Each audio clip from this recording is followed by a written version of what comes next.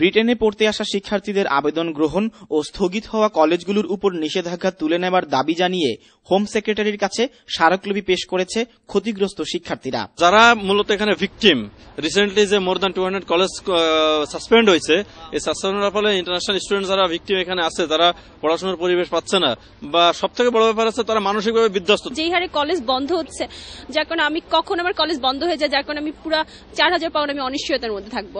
দেন আমি কলেজকে বললাম আমাকে এনরোল করো, দেন সে আমাকে কোনো এনরোল পেপার দিচ্ছে না এবং আমাকে কলেজের স্টুডেন্ট হিসেবে গণ্য করছে না। ব্রিটিশ সরকারের দ্বারা যে অন্যায় অবিচার সাধারণ ছাত্রছাত্রীর উপর করছে, এর বিরুদ্ধে আমি মনে করি একটা ভালো প্রভাব পড়বে। এবং আমরা যে স্টুডেন্ট আসছি, এক সেমিস্টারও শেষ করতে পারছি না, তার আগেই কলেজ অলরেডি গান। সো এটা আমাদের জন্য খুবই কষ্টকর।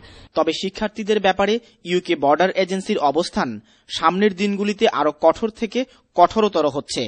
এখন থেকে শিক্ষার্থীদের প্রতি সপ্তাহে কাজ করার সুযোগ থাকবে মাত্র 10 ঘন্টা। ইউকেবিএ যে নতুন রেগুলেশন করতেছে যে স্টুডেন্টদেরকে 20 ঘন্টা থেকে 10 ঘন্টা ওয়ার্কিং আওয়ার্স কমিয়ে আনা হবে, I think it's real injustice. I mean, they must reconsider all these issues, and also, I mean, this will not only harm the country, but also a lot of students decided not to come to UK and come into other countries. ক্ষতিগ্রস্ত শিক্ষার্থীরা জানিয়েছে UK border agency যদি তাদের এই সিদ্ধান্ত পুনর্বিবেচনা না করে, তাহলে আইনি লড়াইয়ে যাবে শিক্ষার্থীরা।